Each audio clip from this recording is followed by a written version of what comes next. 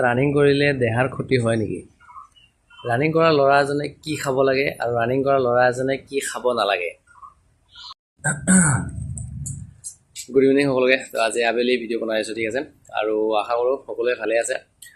আজি ভিডিঅ'টো অলৰেডি কৈ দিলোঁ কুৱেশ্যন তিনিটা, যে গৰমত ৰানিং কৰিলে দেহাৰ ক্ষতি হয় নেকি? অভিয়াছলি হয়, আৰু সদায় ৰানিং কৰি থাকিলে অভিয়াছলি যদিহে ডায়েটটো যদি মেইনটেইন নকৰে তেনেহ'লে অভিয়াছলি দুৰ্বল হৈ যাব, ঠিক আছে। এতিয়া ধৰি লওক কিছুমান এনেকুৱা ল'ৰা আছে যাই নেকি ধৰি লওক ডায়েটৰ কাৰণে ধৰি লওক 100 টকা এটাও খৰচ কৰিব নোৱাৰে, তো সেইসকলৰ কি হ'ব?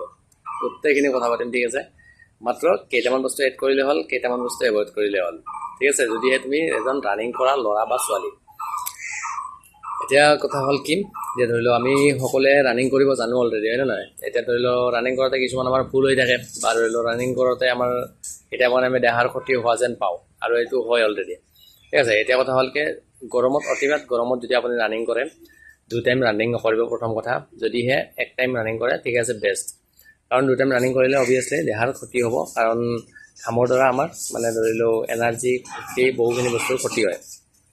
প্ৰথম ৰানিং সপ্তাহত এদিন ৰেষ্ট দিবা, ঠিক আছে। আৰু যদি গৰম দিন হয়, বহুত প্ৰখৰ ৰ'দ হয়, তেনেহ'লে দিনত 1 টাইম ৰানিং কৰিলে হ'ব, 2 টাইম কৰিব নালাগে। নেক্সট কথা, পানীয়ে প্ৰাণীৰ প্ৰাণ, ঠিক আছে। নৰ্মেল মানুহৰ কাৰণে 2 লিটাৰ, আমি যদি ৰানিং কৰা ল'ৰা হয় তো 3 লিটাৰ ইনাফ হয়। চ' 3 লিটাৰৰ ওপৰত খালে আৰু ভাল, কাৰণ ঘামৰ দ্বাৰা আমি গম পাম আমাৰ দেহাটো পানী যিখিনি আছে তো সেইখিনি ওলাই যায়। নেক্সট, এতিয়া কি খাব লাগে আৰু কি খাব নালাগে, ঠিক আছে। ৰানিঙৰ আগত খাব লগা বস্তুটো হৈছে খেজুৰ, ঠিক আছে। 2টা বা 3টা খেজুৰ খাই দিব, আৰু অলপ আগত মানে ধৰি লওক 5 মিনিট 10 মিনিট আগত ৰানিং কৰাৰ আগে আগে আধা গিলাচ পানী খাই দিব, ঠিক আছে। এতিয়া দিনটোৰ ভিতৰত আপুনি কি হ'ব? দিনটোৰ ভিতৰত একদম নৰ্মেল ডায়েট হয়, একদম কম পইচাত 100 টকা আপুনি খৰচ কৰিব নালাগে। এটা কল, এটা বইল ডিম, নেক্সট খেজুৰ, ঠিক আছে, আৰু কেঁচা বুট আৰু মুগ, উইথ কেলছিয়ামৰ কাৰণে গাখীৰ, আৰু কাৰ্বহাইড্ৰেটৰ কাৰণে ভাত, ইনাফ ভাত খালে হ'ব, ঠিক আছে। যোনে গাখীৰ এফৰ্ড কৰিব নোৱাৰে সেইসকলক কৈছোঁ, তোমালোকে কেলছিয়ামৰ টেবলেট সপ্তাহত 2টা বা 3টা ল'বা, ঠিক আছে। এতিয়া কি খাব নালাগে? এইখিনি যিখিনি ডায়েট আছে এইখিনি একদম নৰ্মেল হয়, 30 টকাৰ ভিতৰত ইনাফ। এতিয়া কি খাব নালাগে? প্ৰথম কথাটো হৈছে জাংক ফুড, ঠিক আছে, যেনেকুৱা চিপছ বা কিবা কিবি, এইবিলাক মানে এইবিলাক তেলত ভাজা থাকে। নেক্সট, ড্ৰিংকটো অকণমান কমকৈ কৰিব, ল'ৰাসকলৰ কাৰণে কৈছোঁ।